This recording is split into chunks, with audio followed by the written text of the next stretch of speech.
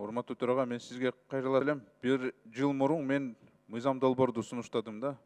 Билбейм, кимдин кызыкчылыгы бар, бирок ошол мыйзам долбоор эч жылдырбай жатат да, жылган жок.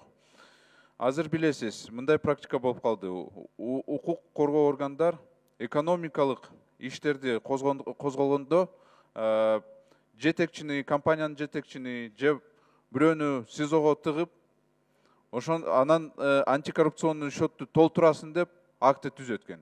Албетте эч кимиси отургусу келбейт. Колду коет, акты коет, сотту болбой эле уже антикоррупциялык счетту толтурат.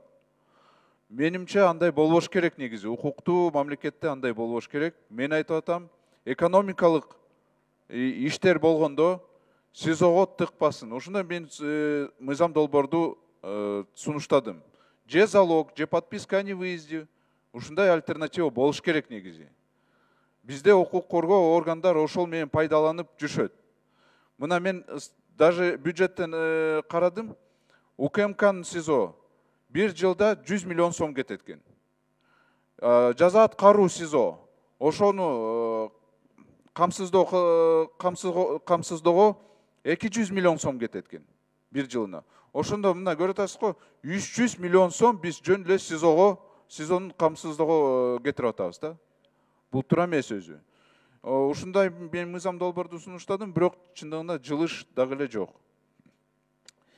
Второе, я хотел бы обратиться к правительству. У нас в рамках цифровизации действительно что-то делается, но я считаю, что нужно активизироваться. Если мы хотим взрастить свои кадры в сфере IT, программирования, мы уже должны сейчас предпринимать эти шаги. Давайте в следующем году 80% грантовых бюджетных мест отдадим на обучение программистов, айтишников и математиков. Мы, к сожалению, пытаемся 5000 мест растянуть на всех специалистов и в итоге ничего не получаем. Более того, я вот был недавно в Республике Беларусь, у них есть интересная практика. Они со 2 класса уже начинают преподавать, оказывается, программирование в виде игровых уроков. Почему бы нам этого не сделать? В Республике Беларусь они активизировались, парк высоких технологий сделали свой, и у них уже есть большие, крупные компании.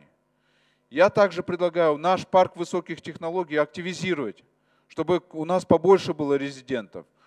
Необходимо предоставить возможность сотрудникам резидентов парка высоких технологий, нашего парка высоких технологий, въезжать без визы, нанимать программистов из-за рубежа без разрешительных документов. Большая просьба об этих вещах.